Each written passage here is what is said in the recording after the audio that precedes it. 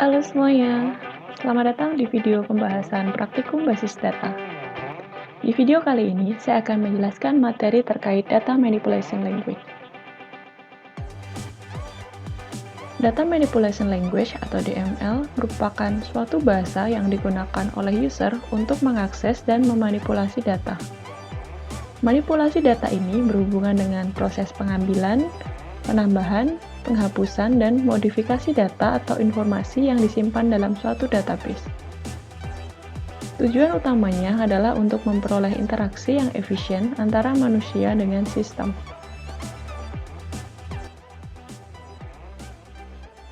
MySQL menyediakan beberapa perintah untuk mendapatkan informasi dan memodifikasi suatu tabel.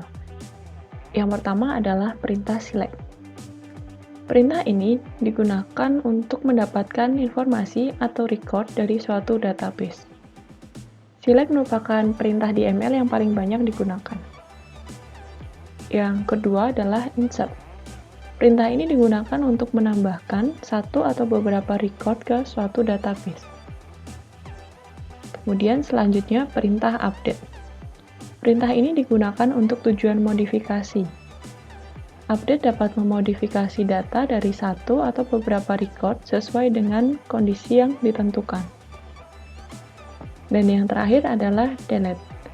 Perintah ini digunakan untuk menghapus satu atau beberapa record dari database sesuai dengan kondisi tertentu.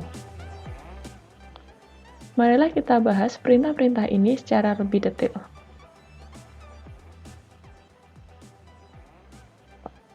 Pertama, terkait dengan select statement. Perintah select digunakan untuk mengambil data dari satu atau beberapa tabel dalam suatu database.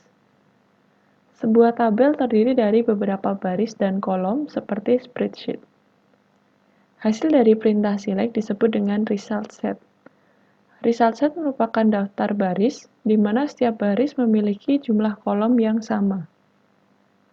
Sintaks dari perintah select adalah select, kemudian nama kolom, kemudian from, kemudian nama tabel, dan diakhiri dengan semikolon.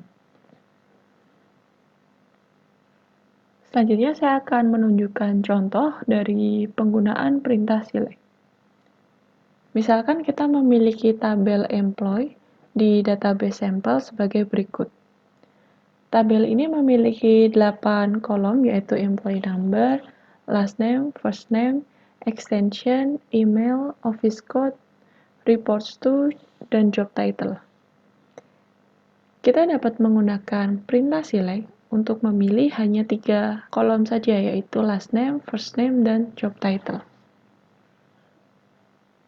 Query yang dapat digunakan adalah select, kemudian last name, first name, job title, yaitu nama-nama kolomnya, kemudian from, kemudian nama tabelnya, yaitu employee.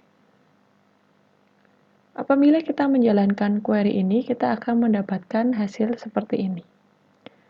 Jadi meskipun tabel employee tadi memiliki banyak kolom, apabila kita jalankan query tersebut, kita hanya memilih 3 kolom saja. Maka yang akan ditampilkan adalah data dari 3 kolom tersebut, yaitu last name, first name, dan job title. Kemudian apabila kita ingin memilih semua kolom, kita dapat menggunakan perintah select all from employees atau select bintang from employee. Ini digunakan untuk memilih semua kolom yang ada di tabel employee. Saat membuat query data dari suatu tabel, mungkin kita akan mendapatkan baris data yang duplikat. Nah, select distinct digunakan untuk menghapus baris duplikat ini. Kita dapat menggunakan clause distinct dalam perintah select. Sintaks untuk menggunakan clause distinct adalah sebagai berikut. Jadi kita menambahkan distinct setelah clause select. Jadi sintaksnya select distinct, kemudian list kolomnya, kemudian from, kemudian nama tabel, dan diakhiri dengan semikolon. Marilah kita lihat contoh sederhana penggunaan clause distinct untuk menampilkan last name yang unik dari tabel employee. pertama kita akan lihat terlebih dahulu hasil menampilkan last name karyawan dari tabel employee menggunakan perintah select saja. Select last name from employee, kemudian order by last name. Nah, hasil yang didapatkan akan seperti ini. Dapat dilihat bahwa baris yang menunjukkan data Virelli ini masih ada 2, jadi artinya masih ada duplikat value di sini. Nah, untuk menghapus last name yang duplikat, kita bisa menambahkan clause distinct ke perintah select sebagai berikut. Select distinct, last name, kemudian from employee, dan order by last name. Sekarang kita akan mendapatkan hasil last name sebagai satu nilai yang unik seperti berikut ini. Jadi Virelli-nya hanya satu saja. Selanjutnya kita akan membahas statement yang kedua, yaitu insert statement. Perintah insert digunakan untuk menambahkan satu atau beberapa record ke suatu database. Sintaks dari insert statement adalah sebagai berikut. Insert into, kemudian nama tabel, kemudian daftar kolom, kemudian clause values, dan yang terakhir daftar nilai. Dapat dilihat untuk kolomnya itu berupa daftar kolom yang dipisahkan dengan koma, begitupun dengan daftar nilai. Berisi daftar nilai yang dipisahkan koma untuk setiap baris datanya. Daftar kolom ini diletakkan di dalam tanda kurung setelah clause insert into, kemudian nama tabel. Sedangkan daftar nilai diletakkan setelah keyword values dan dipisahkan dengan koma untuk setiap baris datanya. Perlu diingat bahwa jumlah kolom dan jumlah nilai harus sama. Selain itu, posisi kolom harus sesuai dengan posisi nilainya dan tidak dapat ditukar-tukar. Untuk menambahkan beberapa data ke dalam suatu tabel menggunakan satu perintah insert, kita dapat menggunakan sintaks seperti berikut ini. Insert into, kemudian nama tabel, kemudian kita spesifikkan kolomnya, kemudian keyword values, dan kita list daftar nilainya. Dalam sintaks ini, setiap baris dipisahkan dengan koma setelah clause values. Sebagai contoh, di query ini kita akan menggunakannya untuk menambahkan baris baru di tabel task. Kemudian kolomnya adalah title dan priority. Nah, value-nya di sini adalah untuk title, learn MySQL insert statement, kemudian untuk priority adalah 1. Apabila insert ini berhasil, maka MySQL akan mengembalikan pesan yaitu one row affected. Ini artinya baris data ini telah berhasil dimasukkan. Kemudian untuk memasukkan sebuah nilai default ke suatu kolom, kita perlu menentukan dulu nama kolom di clause insert into dan menggunakan kata kunci default di value. Nah, misalkan kita telah mendefinisikan bahwa kolom priority dari suatu tabel task memiliki nilai default 3. Jadi saat mendefinisikan tabel task ini, kita set bahwa priority itu tipe datanya ini integer, not null, dan defaultnya adalah 3. Kemudian apabila kita menambahkan data di mana priority menggunakan default value, kita bisa menggunakan query seperti ini. Insert into task, kemudian nama kolomnya title priority, values-nya adalah title berupa understanding default keyword in insert statement, kemudian priority-nya diisi dengan default. MySQL akan menggunakan default value yaitu angka 3 untuk dimasukkan ke kolom priority, seperti yang sudah di-set di struktur tabelnya. Kita dapat mengecek hasilnya dengan menggunakan query select bintang from task, kemudian akan didapatkan hasilnya bahwa data kedua itu priority-nya adalah 3, yaitu sesuai dengan default value-nya.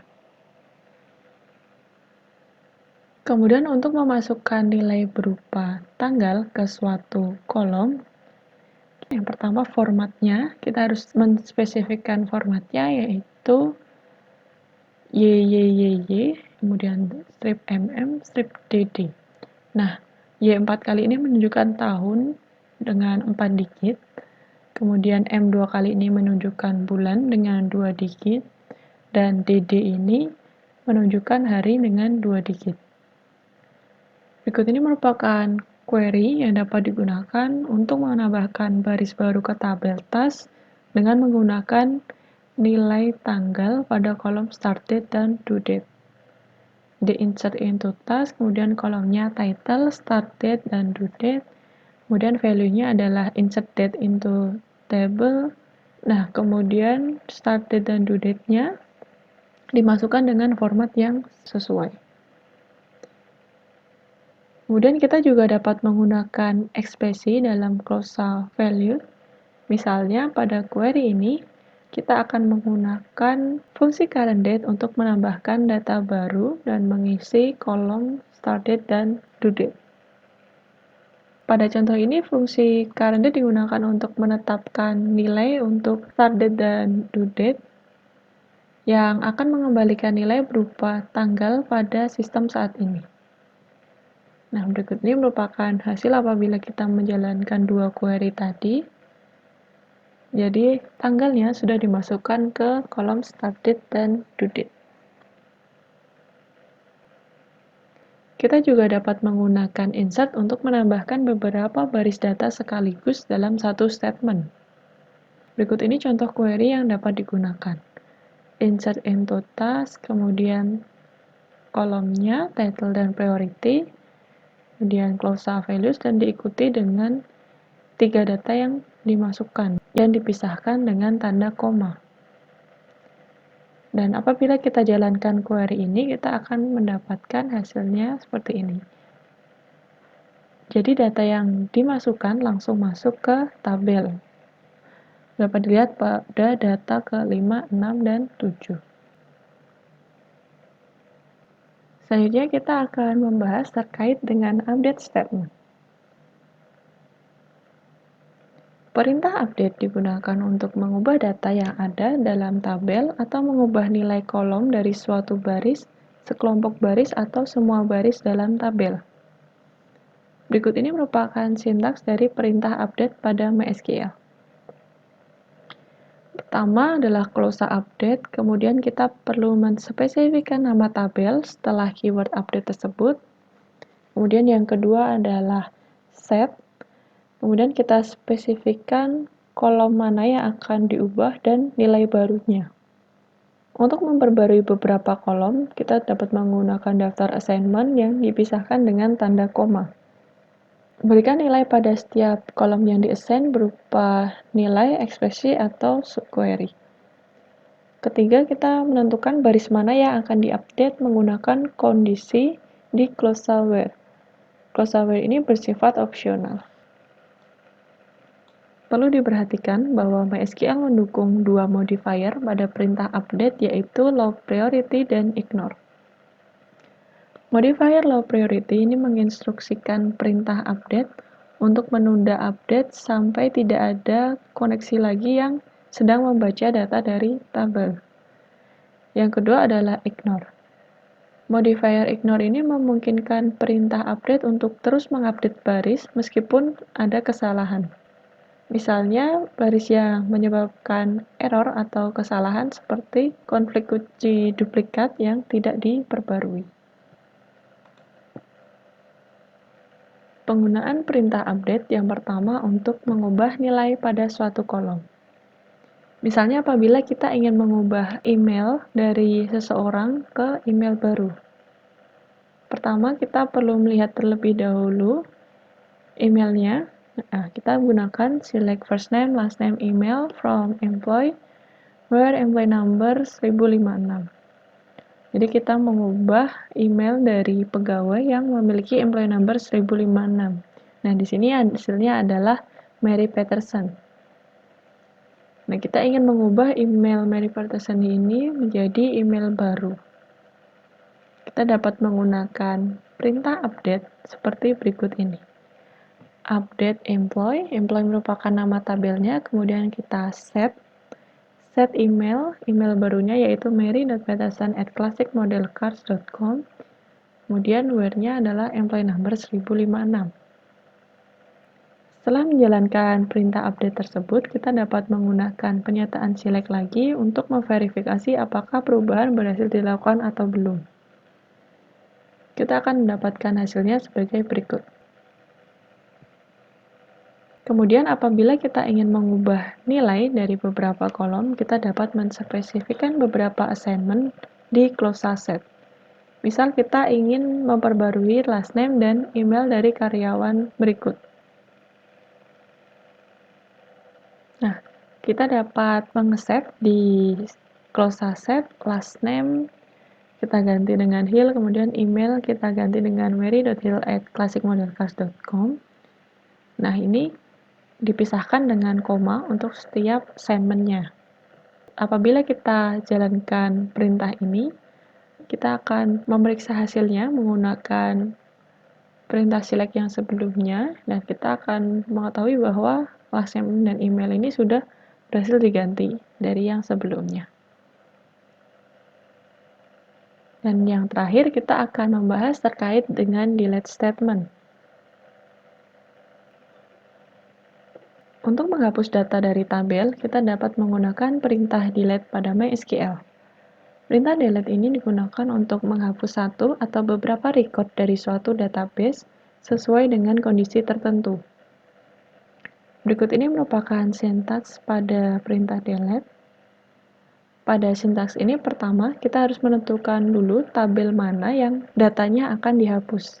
Jadi delete from, kemudian diikuti dengan nama tabelnya. Kedua, kita spesifikkan kondisi di closa where. Nah, kondisi ini digunakan untuk menentukan baris mana yang akan dihapus. Jika baris sesuai dengan kondisi tertentu, maka baris data tersebut akan dihapus. Oke, contoh penggunaan delete yang pertama adalah untuk menghapus satu baris dari suatu tabel. Misal kita ingin menghapus data pegawai yang memiliki Office Code 4. Kita dapat menggunakan query delete from employees. Employees merupakan nama tabelnya, kemudian where, nah kemudian Office Code sama dengan 4. Kemudian apabila kita ingin menghapus semua baris dari tabel, kita dapat menggunakan closa delete tanpa where, seperti yang ditunjukkan pada gambar ini. Jadi langsung delete from employee. Kemudian untuk membatasi jumlah baris yang akan dihapus, kita dapat menggunakan delete from nama tabel, kemudian diikuti dengan closa limit dan jumlah baris yang akan dihapus seperti pada gambar ini. Jadi delete from, kemudian nama tabel, limit, kemudian jumlah baris yang akan dihapus. Perhatikan bahwa apabila menggunakan query ini, urutan baris dari tabel belum dispesifikan, sehingga kita tidak tahu kondisi dari tabel yang akan dihapus. Oleh karena itu, saat menggunakan closa limit, kita harus selalu menggunakan closa order by. Jadi kita tahu urutan datanya seperti apa yang akan dihapus. Jadi untuk query-nya delete from, kemudian nama tabel, order by, nah ini diurutkan sesuai kondisi apa, kemudian limit row count. Nah, kita akan menghapus data paling awal sesuai dengan hasil dari urutan kondisi tersebut. Misalnya pada query ini contohnya delete from customer, jadi yang dihapus adalah data customer, kemudian order by customer name, dan diurutkan berdasarkan customer name secara alfabetik, kemudian kita hapus 10 pelanggan pertama. Nah, contoh lain, misal kita gunakan delete from customer, kemudian where country sama dengan France, jadi negaranya itu adalah Prancis, kemudian diurutkan order by credit limit sesuai dengan credit limit secara ascending atau menaik, kemudian kita hapus limit 5, berarti kita hapus 5 pelanggan pertama. Nah, ini contoh untuk penggunaan closa limit dan order by untuk delete.